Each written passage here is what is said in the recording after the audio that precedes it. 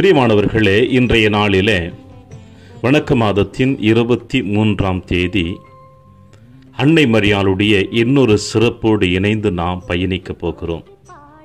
அது என்னவென்றால், அன்னை மரியாள் தாவீது அரசரின் உப்பரிகை என்று சொல்லப்படுகின்ற சிந்தனை.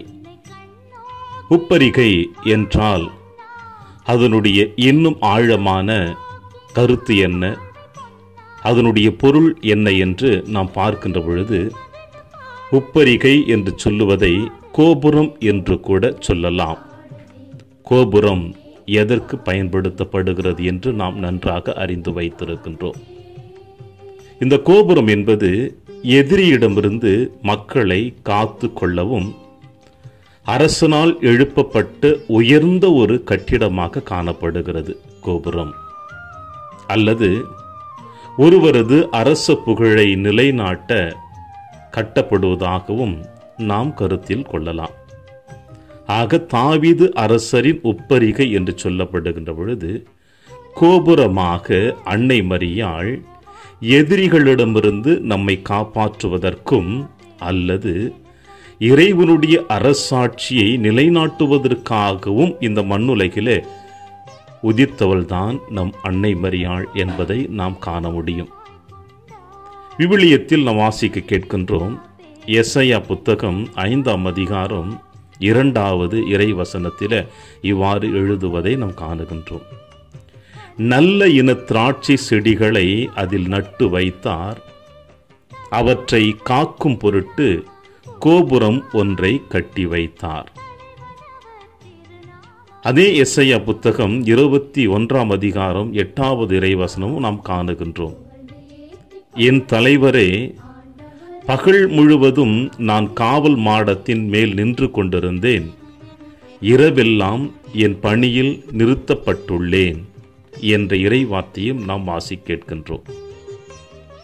ஆக திராட்சை தோட்டத்தை, நல்ல இன திராட்சை தோட்ட செடிகளை பாதுகாக்க ஒரு உயர்ந்த ஒரு கோபுரம் ஒன்றை கட்டி வைக்கப்பட்டிருந்ததையும், எதிரிகளிடமிருந்து பாதுகாப்பதற்காக காவல் மடத்தின் மேல் நின்று கொண்டிருந்தேன் என்பதையும், இரவு முழுவதும் காத்து கொண்டிருந்தேன் என்பதை சொல்லுகின்ற பொழுது, கோபுரமானது எதிரிகளிடமிருந்து காப்பாற்றுவதற்கு, தன்னுடைய அரசாட்சிக்கு கீழ் இருக்கின்ற மக்களை பாதுகாப்பதற்காக இந்த கோபுரமானது நிலைநிறுத்தப்பட்டிருக்கிறது என்பதற்கு இந்த இறைவசனம் ஒரு சிறந்த சான்றாக காணப்படுகிறது. அன்னை மரியாளை இந்த கோபுரத்துடன் நாம் ஒப்பிட்டு பார்க்க முடியும். இந்த கோபுரத்துடன் ஒப்பிட்டு பார்க்கின்ற பொழுது அன்னை மரியாள் எந்த அளவிற்கு இந்த கோபுரமாக காணப்படுகிறாள். இனிமை மிகு பாடல் 4ஆம் அதிகாரம் 4வது இறைவசனத்திலே நாம் வாசிக்க கேட்போம். தாவீதின் கொத்தளம் போல் அமைந்துள்ளது உன் கழுத்து, வரி வரியாய் 1000 கேடயங்கள் ஆங்கே தொங்குகின்றன, அவையெல்லாம் வீரத்தம் படைகலன்களே. இந்த இறை வார்த்தையை அன்னை மரியாள் தாவீதின் கொத்தளமாக, உப்பரிகையாக, அதாவது கோபுரமாக கன்னிப்பெண் மரியாவை நாம் ஒப்பிட்டு பார்க்க முடியும். ஏனென்றால் அன்னை மரியாள் தாவீது அரசரின் குலக்கொழுந்தானவளாகவும், அனைத்து தீமைகளையும் எதிர்க்கும் கவசம் அவரிடம் இருந்து காணப்பட்டது. அனைத்து தீமைகளையும் எதிர்க்கும் கவசம் அன்னை மரியாளிடமிருந்து காணப்பட்டது. எவ்வாறு என்று பார்த்தோம் என்றால், தாவீது அரசர் கட்டிய கோபுரமானது எதிரிகளிடமிருந்து மக்களை காப்பாற்றுவதாக இருந்தது போல, தாவீதின் குலமகள் அன்னை மரியாள் இயேசுவை உதரத்திலே தாங்கியவளாகவும், தாங்கியவள் மாட்டுத் தொழுவத்திலே பெற்றெடுத்த பிறகு அந்த ஆண்டவர் இயேசு கிறிஸ்துவை 2 வயதுக்குரிய எல்லா குழந்தைகளும் கொல்ல வேண்டும் என்று ஏரோது தேடுகின்ற பொழுது, அந்த பச்சிளம் குழந்தையை அன்னை மரியாள் அந்த கயவனாகிய ஏரோதிடமிருந்து பாதுகாப்பதற்காக அவள் எடுத்த முயற்சிகள் வளர்ப்பு தந்தை சூசையோடு நாம் வேதத்திலே படிக்கின்ற பொழுது எந்த அளவிற்கு அன்னை மரியாள் ஒரு பாதுகாப்பு அரணாக, கோட்டையாக நம் ஆண்டவர் இயேசு கிறிஸ்துவுக்கு இருந்தார் என்பதை நம்மால் காண முடிகிறது. அந்த அளவிற்கு ஒரு கோபுரமாக, ஒரு படைகலன்களாக, ஒரு பாதுகாப்பாக அன்னை மரியாள் நம் ஆண்டவர் இயேசு கிறிஸ்துவை அந்த துயர நேரத்திலிருந்து பாதுகாத்து நம் அனைவருடைய மீட்பு திட்டத்திற்கும் அழைத்து வந்தாள்.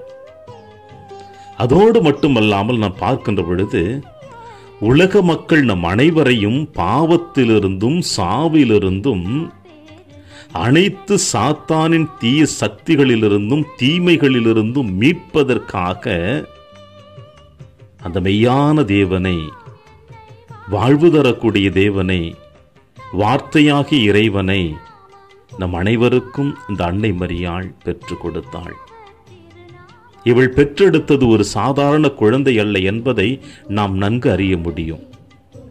திருமணம் ஆவதற்கு முன்னதாகவே திருமண ஒப்பந்தம் செய்யப்பட்டிருக்கின்ற இந்த யூதகுல பெண்மணியானவளுக்கு இயேசுவினுடைய பிறப்பின் செய்தியை கொடுக்கின்ற பொழுது, இதோ நீர் கருவுற்று ஒரு மகனை பெற்றெடுப்பீர், அந்த குழந்தைக்கு இயேசு என்னும் பெயரிடுவீர் என்று கபிரியேல் தூதர் அன்னை மரியாள் கொடுக்கின்ற பொழுது, உலக சூழ்நிலைகளை ஒருபுறம் நினைத்தாலும் மன ஒப்பந்தம் செய்யப்பட்ட தன்னுடைய வருங்கால கணவனுக்கு துரோகம் செய்வதைப் போல காணப்பட்டாலும், ஆனால் அனைத்தையும் ஒருபுறம் ஒதுக்கி வைத்துவிட்டு நம் அன்னை மரியாள் ஆண்டவருடைய பாதத்திலே தன்னை அர்ப்பணித்து இந்த மண்ணுலகில் இருக்கின்ற நம் அனைவருடைய மீட்பிற்காக ஒரு கோபுரமாக, ஒரு உயர்ந்து நிற்கின்ற மாடமாக, பாதுகாப்பு அரணாக அன்னை மரியாள் இயேசுவை தன் உதரத்திலே ஏற்றுக்கொண்டாள்.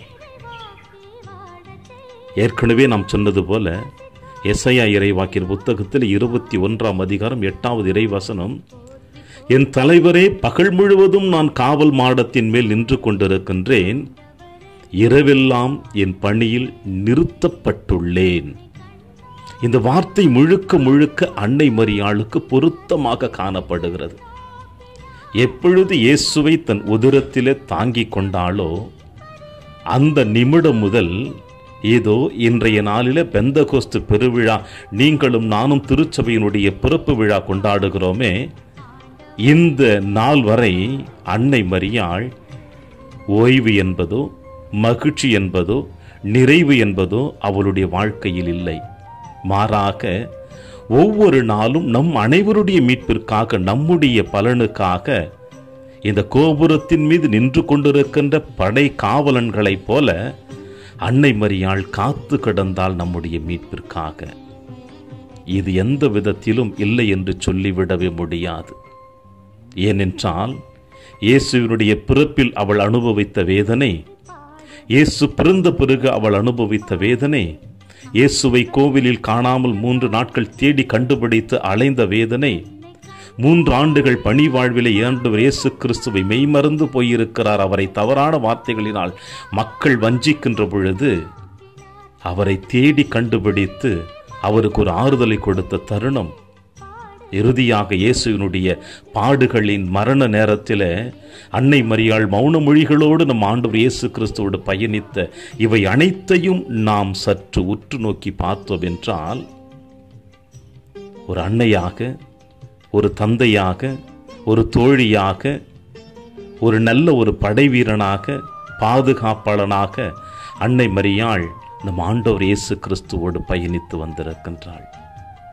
எந்த அளவிற்கு அன்னை மரியாள் இது எப்படி நிகழும் என்று தந்தை கடவுளை கேள்வி கேட்டாலோ, அதே போல நம் ஆண்டவர் இயேசு கிறிஸ்து கூட கெத்சமனி தோட்டத்தில் அதே கேள்வி எழுப்பினார், கூடுமானால் இத்துன்பக்களும் என்னை விட்டு அகலட்டும் என்று.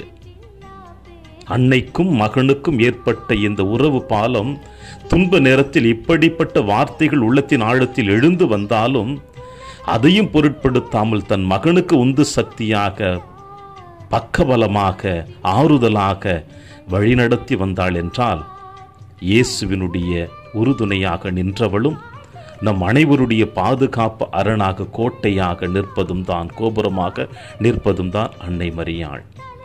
தாவீது குலகுலத்திலிருந்து நம் ஆண்டவர் இயேசு கிறிஸ்து பிறப்பார் என்பதை வேதத்திலே நாம் வாசி கேட்கின்றோம். அந்த தாவீதின் குலகுலத்திலிருந்து தான் அன்னை மரியாளும் தோன்றியிருக்கிறார். எனவேதான் அன்னை மரியாள் தாவீது அரசரின் உப்பரிகையாக, அதாவது தாவீது அரசரின் கோபுரமாக, கட்டிடமாக, உயர்ந்த கட்டிடமாக, பாதுகாப்பு அரணாக அன்னை மரியாள் நமக்கு இருந்திருக்கின்றாள். எனவே பிரியமான என் அன்பு தேவ பிள்ளைகளே, அதே போல உங்களையும் என்னையும் பாதுகாப்பரணாக இருந்து வழிநடத்துவாள் என்ற நம்பிக்கையோடு இந்த தாயின் கரத்தை பிடித்து பயணிப்போம். இறையாசீர் என்றும் உங்களோடு.